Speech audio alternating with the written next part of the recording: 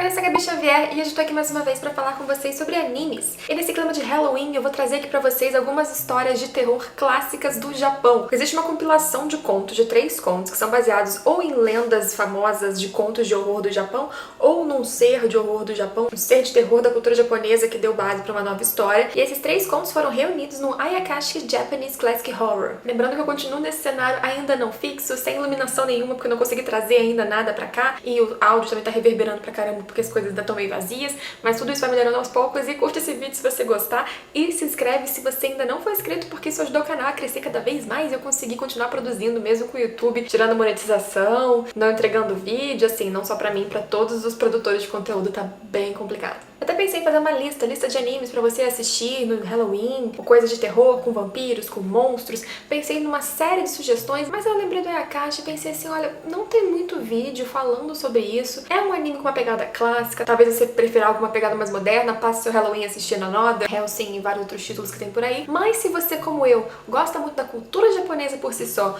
gosta de conhecer mais detalhes, gosta de algo no estilo mais antigo, inclusive nos gráficos, porque esses 3 contos foram escritos e dirigidos por pessoas diferentes, e inclusive o character design, aquela pessoa que faz o desenho, né, o design dos personagens, ela também foi diferente em cada um deles. A única coisa semelhante foi a trilha sonora, que ficou sendo igual ali, mas usada de forma diferente nos 3 contos. Não se preocupa que eu não vou dar spoilers da história, eu vou explicar muito brevemente qual o tom de cada uma, o que cada uma trata, como que você pode assistir, qual é o melhor, qual é o pior, porque eu recomendo. E sim, eu estou aqui recomendando que você assista, caso você goste desse estilo de história. E aí você vai lá e assiste qualquer dúvida que você tiver, qualquer coisa que eu possa ajudar você a entender, ou se você já conhece essa história e quiser acrescentar qualquer coisa aqui que eu tenha esquecido de falar, ou que você não concorda, qualquer coisa do tipo, deixe seu comentário aqui embaixo. A Ayakashi tem esses 3 contos que eu falei, divididos em 11 episódios. A primeira história chama Yotsuya Kaidan e é baseada num conto super famoso japonês, escrita por Nambuko Tsuruya, em que um Ronin, um samurai sem mestre, casa com uma mulher que ele gostava, que ele tinha interesse, mas que por diversas questões o pai dela os afasta, não deixa que ele volte a ficar com ela, mas ele dá seu jeito, que você vai descobrir como, ele acaba voltando com essa mulher, mas depois que ela tem um filho e fica doente, começa a ter vários problemas de saúde, eles não têm uma condição financeira tão boa, a situação ali do casal não fica muito legal, por uma interferência de uma outra mulher, de uma outra família mais rica, uma mulher mais jovem que tinha interesse nesse Ronin, acaba acontecendo uma grande tragédia, e essa história vai tratar sim de uma assombração que vai atormentar a vida desse Ronin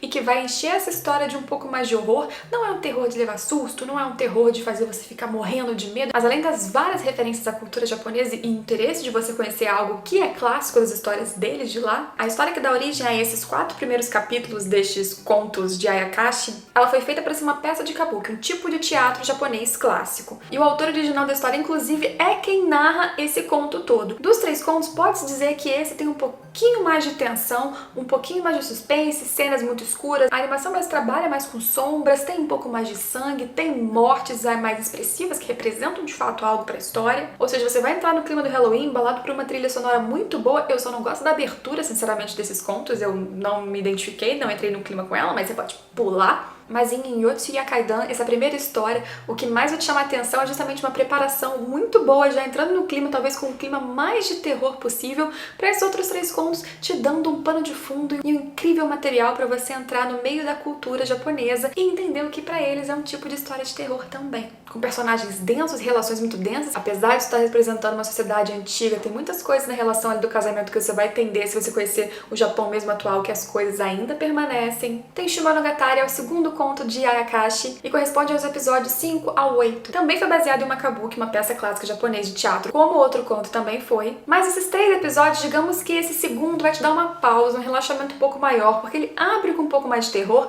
abre com uma situação um pouco mais de terror, mas ele vai incluir um pouco mais de romance e uma história um pouco mais mística do que de terror nesses 3 contos todos, nessa série de 3 histórias de terror clássico japonês pra vocês. Porque você abre conhecendo um castelo misterioso que lá é habitado por deusas esquecidas e que se alimentam de homens, conseguem manter sua imortalidade, todos os seus poderes, fazendo isso, acabando sugando de certa forma os homens que vão parar lá. E de todas essas deusas tem uma que é a Hime, que é a princesa de todas elas. E o que vai acontecer é que essa princesa vai acabar se envolvendo, conhecendo um outro homem, uma pessoa que vai, digamos que, mexer com as relações ali, tanto dela quanto as outras deusas e o castelo, e tudo que ela governa, e tudo que ela representa. E tem outros dramas ao redor, tem outras questões da sociedade ali em volta, e é uma situação realmente mais dramática. Ah, é ruim, não tem nada a ver com terror, não vai ser bom de assistir, eu realmente acho que dos 3 contos esse é o mais mediano, mas eu acho que faz sentido você assistir esses 11 episódios e ter esses 5 a 8 no meio como realmente uma pausa pro terceiro que eu vou falar daqui a pouco, que é de longe, assim, o melhor na minha opinião. Inclusive, se você assistiu ou assiste depois que eu recomendar aqui esses 3 contos, me conta qual deles você prefere. Vamos pro 3 então, que é o mais emocionante. Só deixando claro que a animação desse segundo lembra muito uma aquarela japonesa. A trilha sonora, como eu falei, ainda é muito boa, mas de tudo, mesmo do gráfico até o roteiro em si, a história em si, e o peso do terror, do horror, mesmo terror mais light ou mais sutil de japonês, essa história é um pouquinho mais fraca realmente, mas ainda é recomendável.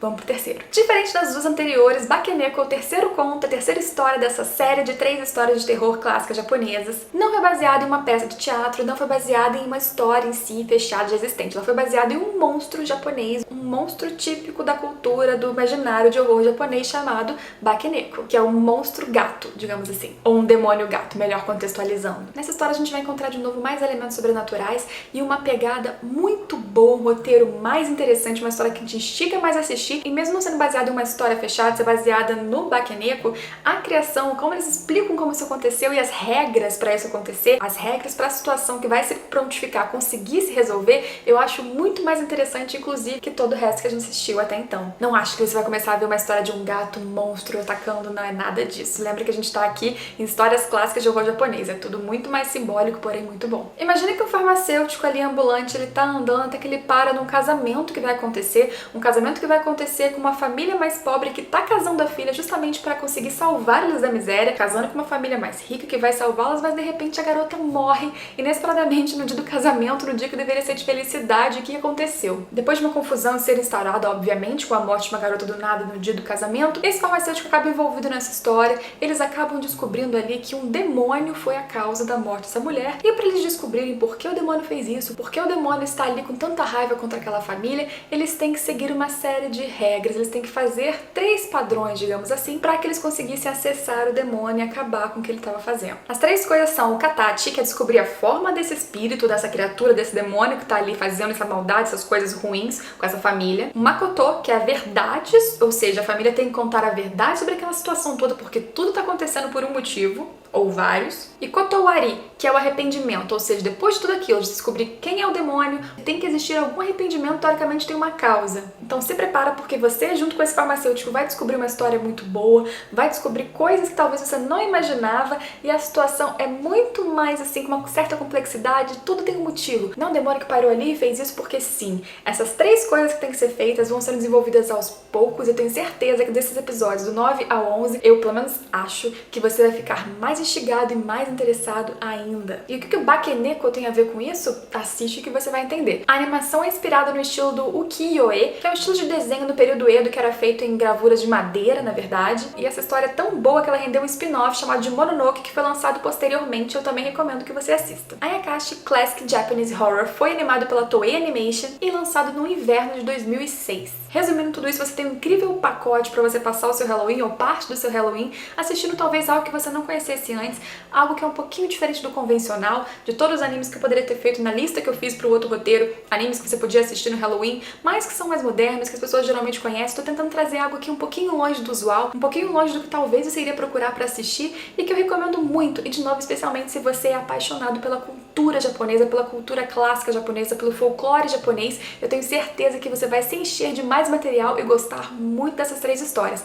Lembrando que eu recomendo que sim, você assista, se for assistir as 3, que você assista na ordem, porque você tem uma carga ali de terror sobrenatural com fantasmas e uma história com uma carga emocional muito forte, uma segunda história um pouquinho mais light, com um romance, mas que também vai te embalar no mesmo clima, e terminar com uma mistura muito boa, porque ela vai ter ali o sobrenatural, vai ter uma construção muito boa, inclusive superior às anteriores, e ainda tem um lado ali mais de cômico, e de quebra você ainda pode ver o spin-off que deriva dessa última história, então você tem ainda um material extra. Se você já conhece essa história, ou se você assistir depois que eu fizer esse vídeo aqui, por favor, deixe seu comentário, eu quero saber a sua opinião também. Se você tiver dica pra todo mundo assistir no Halloween, não precisa ser nesse estilo, pode ser qualquer coisa, deixa aqui embaixo, porque eu quero ver suas dicas também. De repente eu não assisti os animes que você for indicar aqui, e apesar de que o meu Halloween, na verdade, vai ser buscando e arrumando e desembalando e bagunçando caixas, né? Talvez depois eu consiga um espacinho pra assistir depois do Halloween. Me deixa deixa aí as dicas. Curte esse vídeo se você gostou, se inscreve no canal se você ainda não for inscrito e, por favor, não esquece de ativar o sininho, isso é muito importante. Ativa o sininho, marca pra receber notificações, porque mesmo assim o YouTube nem sempre entrega. E o seu like também é muito importante pra ajudar o YouTube a entender que você quer assistir meus vídeos. Então, se você gosta, se você quer receber notificação pra saber se você quer assistir ou não, até, né? Às vezes você não gosta do tema, mas se você quer receber notificação, sempre marca um joinha aí pra mim. E a gente se vê então nos próximos vídeos. Tchau, tchau!